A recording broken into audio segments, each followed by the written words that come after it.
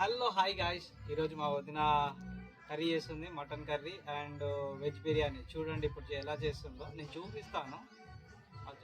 ఈరోజు కేజీన్నర బగారా చేస్తున్నాము. సంక్రాంతి స్పెషల్ కదా.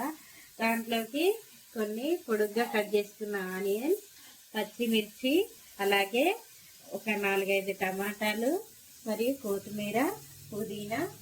బగారాకు కావాల్సిన హోల్ స్పైసెస్ ఉంటాయి కదండి, 10 రూపీస్ పెడితే మార్కెట్లో దొరుకుతుంది. హోల్ స్పైసెస్ కూడా తీసుకున్నాము. మేము కేజీన్నరకు చేస్తున్నామండి, దానికి తగిన విధంగా తీసుకున్నాము.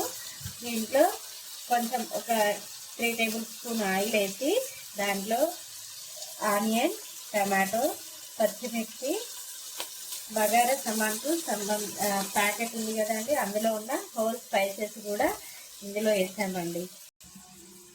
రైస్ అన్నాను కదండి, అంటే మాకు 5 గ్లాసులు వచ్చింది. 5 గ్లాసుల రైస్ నేను ముందుగానే కడిగి నానబెట్టుకున్నాను.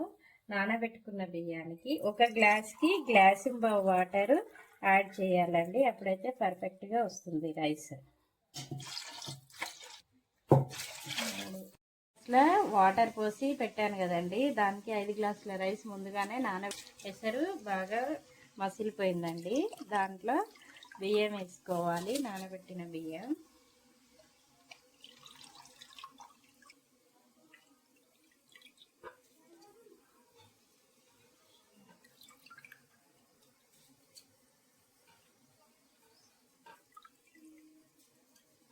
మొత్తం రైస్ వేసేసుకొని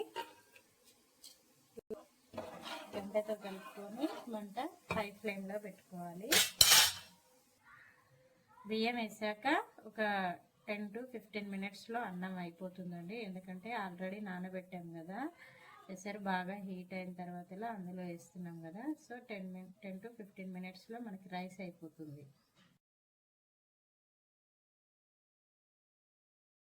ఆల్మోస్ట్ రైస్ అయిపోవడానికి వచ్చింది. ఒక 5 to 6 మినిట్స్ వేసేసి స్టవ్ ఆఫ్ చేసుకోవచ్చండి.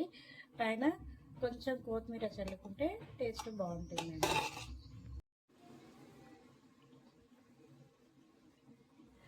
చూడండి 10 మినిట్స్లో రైస్ అయిపోతుందని చెప్పాను కదండి, అయిపోయింది చూడండి. అలాగే కొత్తిమీర మధ్యలో ఇలా చల్లుకుంటే బాగుంటుందండి. పుదీనా కూడా ఇలా పైన వేసుకుంటే బాగుంటుంది. చూపిస్తాను చూడండి, మంచిగా ఎట్లా వచ్చింది చూడండి, పుల్లలుగా ఉంది కదా. ఇలా ఉంటే మటన్ కర్రీ పెట్టుకొని తింటే ఎంత బాగుంటుందో.